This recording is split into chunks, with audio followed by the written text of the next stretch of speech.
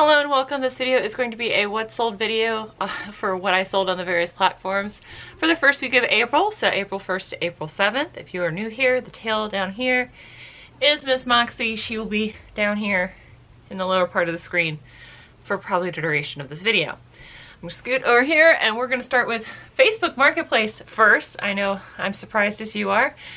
For the month of April, I've been trying to cross-post things that have been stale inventory on my eBay store to Poshmark and Facebook Marketplace, and this is the first thing where that has been a successful venture.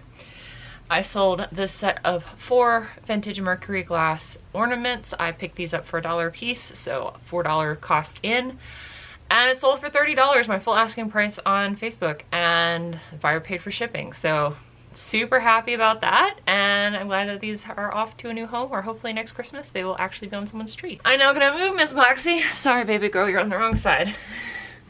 So I can scoot over here, and I'm gonna do eBay because eBay is my main bay, besides Miss Moxie here, of course.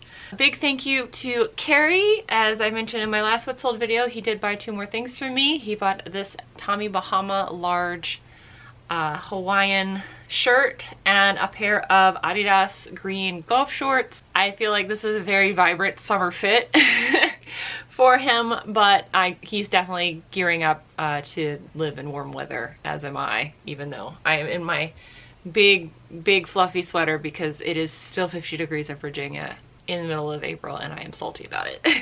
So Carrie, thank you again for your purchase, and I do hope you love them. This next item is something that I sold literally 4 times, and the buyers kept canceling their order once they realized that the bottom banding of this Patagonia piece was missing, even though I had it clearly in the description. They would ask me to cancel it. So I literally sold 4 times, and then the buyer, like, the day after when I would send them an invoice because they hadn't paid yet, was like, oh, I didn't see it was damaged. It's like, it's not damaged. It technically is damaged, but it's not really damaged. It got to the point where I was almost about ready to just sew bias tape on it, just so that way it could still have a band on the bottom. Anyway, somebody finally bought it for $12.50, and the buyer paid a flat rate for shipping. I paid $4 for this out of CHKD. The next thing I'm going to share with you is this vintage, like mid-century modern Echo piece. I actually, over like a month of estate sales, picked up a random piece from this set at each different estate sale. It was super weird. This is the first piece to sell. It was a vintage 9-inch skillet, like frying pan, saucepan, whatever you want to call it. I do have a 1-quart saucepan still, and then like a big pot that I haven't listed yet. But these are MCM. MCM is still in, so I'm glad this sold for $12 and the buyer paid $15 for shipping. This item is actually in my living room. I was trying to move some stuff around to clear up another banker's box. I haven't done the living room yet, technically, but I was like, this is small, I'll go ahead and list this, and it sold for $20 and the buyer paid for shipping. This is actually an international sale, so I will probably never see this again, but this is another mid-century piece. I paid like $2.50 for this at an estate sale, and it sold actually within like 48 hours of me listing it. So another reason why I really just need to get all this stuff in my house listed, because as soon as I'm listing it, it is selling. Speaking of, this is something I picked up recently, and I treat myself, thrift with me, and I paid like $4.50 for this at Goodwill, and it sold for $10. So it sold within, another thing that sold within 48 hours of me listing it. If it's going to sell within 48 hours, I'm more than happy to just quickly double my money and have it go off to a new home. Really happy about that. So if you see these creepy winking teacups, teapots, sugar creamers, I would recommend picking them up. I mean, if mugs and ceramics and glassware is not your bag, don't pick it up. But I pick these up whenever I see them because they sell very quickly and normally have a good return. I paid $1 for this and I held on to it for a while. It was part of my kitchen decluttering. I was debating whether or not I wanted to keep them because they're so creepy, they're cute to me. But I decided to go ahead and list it when I was doing my decluttering, and it sold for $7.50 and the buyer paid for shipping. But I have bought and sold these multiple times and they almost always go pretty quickly. This is something that I picked up at a Goodwill. I found an entire size run that was donated to the Goodwill outlet. Well, that was donated to Goodwill from the outlets, because there's a Vans outlet in Williamsburg. and there was a whole size run, and I bought all of them for $5 a piece. This is the second or third one to have sold. It sold for $19.87, and the buyer, it was free shipping, so still really happy about this. I'm still making like, you know, between $5 and $10 depending on how the shipping lands. This next piece is the Guess Who American Woman. This is actually a modern shirt. If this was a vintage shirt, this would be worth a lot more than the $12.80 that the buyer paid for it, plus the $5 shipping. But I'm really happy that this sold and it's gone off to a new home. This piece I was surprised about. So Fred Perry, I had never heard of the brand at all. Not at all. Until I saw it was in the menswear manifesto from Thrift of Life. And because Amber and Matt and Josh and I all did that big collab, I had this brand in my mind when I was at a Goodwill, and I would have just written this off as like some cheap brand who's trying to rip off Adidas, because that's kind of what it looked like to me. But then I looked in the label, and then I remembered seeing this in the manifesto. I double checked it on my phone in the store and saw that, oh no, this is one of those high selling brands. This sold within 2 weeks of me listing it for my full asking price of $29.87, and the buyer paid padded flat rate for shipping. So I'm so glad. I would have, honestly, if I had not done that collab and not gotten the manifesto, I would have definitely never bothered to pick this up. I also would probably never bother to pick these up, but these came in a ThredUp shoebox. They sold for $20, and the buyer paid padded flat rate for shipping. I already got positive feedback on this. I'm very grateful these sold. I do not have the greatest luck with ThredUp shoeboxes at all. I have discovered for myself that I am not a big fan of listing shoes, and I'm not a big fan of listing pants, and I am not a big fan of listing dresses, because those three things are the most labor intensive for me personally. But I'm glad that these sold and that they're not in my house anymore. This is probably also from a ThredUp box. I'm not 100% sure, again, because those pants have been literally in my house from anywhere between like 1 to 3 years. And the pile of pants just kept getting added to. I don't know where I got these from. So I'm guessing $5 or less on the pants, and they sold for $10, and the buyer paid padded flat rate for shipping. I'm just glad it's gone. This is an Izod piece that I picked out of the Air Force retiree's house, so I have less than $1 into it. It's been like a year and a half now. Perfectly happy to let it go for $5.50. Buyer paid for shipping. Still 4 timesing my money and getting rid of another piece. This is something I picked up for like 50 cents at an estate sale. I only picked it up because it was new sealed, and media is really easy for me to list. This is something I had to delist and relist, and as soon as I relisted it, it sold for $2.87, and the buyer paid the media mail $3 for shipping.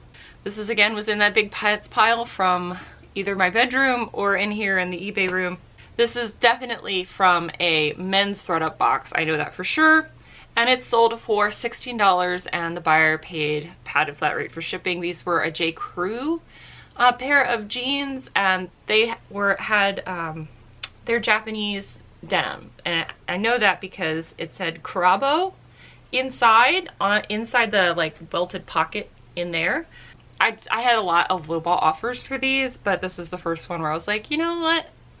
I'm okay with this. Again, something from my de-hoarding efforts. This was in my dining room, and I finally listed it. It sold for $9.50, and the buyer paid $4 for shipping. This is something that I paid like $1 for at an estate sale. So, ma'am, why did you just bite me?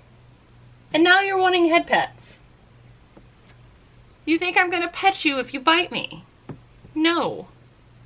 No, not okay. The next item I'm going to share with you is this vintage paperback copy of A Childhood's End, or Childhood's End by Arthur C. Clarke. This is a book I read and reviewed on my book channel. If you are interested in seeing that, I will link it up above. But for these vintage paperbacks that I am lucky to happen across, if it's not a book that I absolutely adore, like it was one of the best reading experiences of my life, I am very much a catch and release, so that way someone else can have the joys of reading them or owning them if they are more of an avid fan of this particular genre and or author. So I don't know if someone from my book channel bought this to support me or if someone just wanted this book, but it sold for $2.87 and the buyer paid first rate or media mail for shipping. My apologies. And I'm happy about that. Happy to read and release and glad that this has gone off to someone else to hopefully enjoy. When I saw the sale come through at full price, I was ecstatic. So I don't know what's been going on. Maybe it's the delisting and relisting, but a lot of older inventory is moving in my store and that makes me really, really happy. But this is a pair of White Mountain, which is not a great brand, which I did not know. I literally picked this up on Style alone. This was an early Bob buys mistake.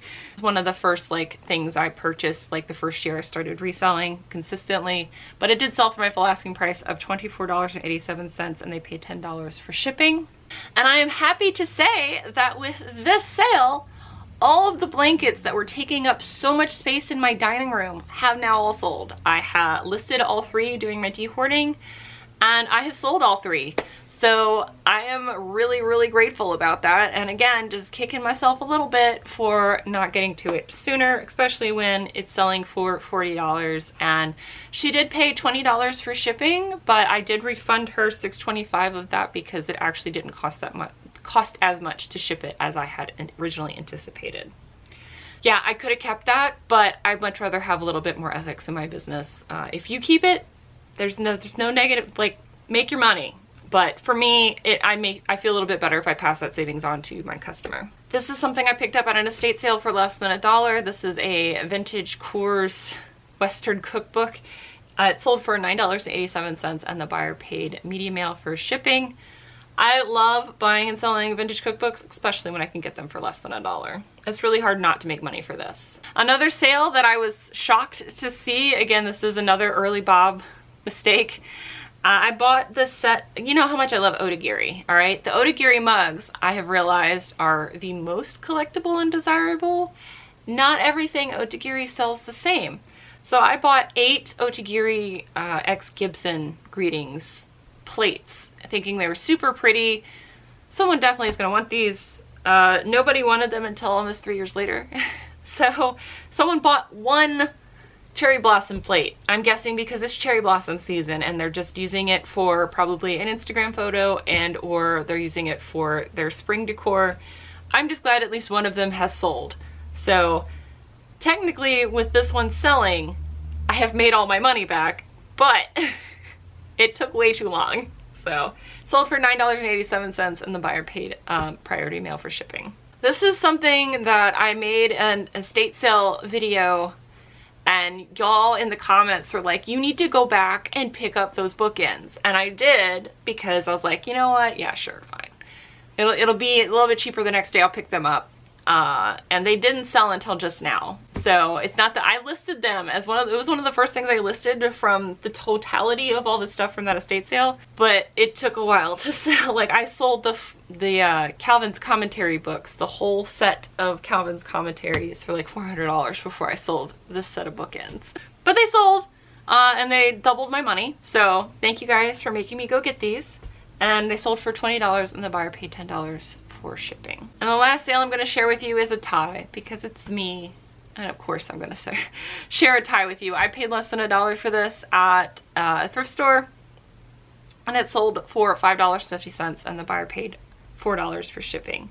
So that's everything that sold for the first week of April. Again, super happy to see a lot of old stuff move. Super happy that a lot of the stuff that I've been listing from my de-hoarding is moving.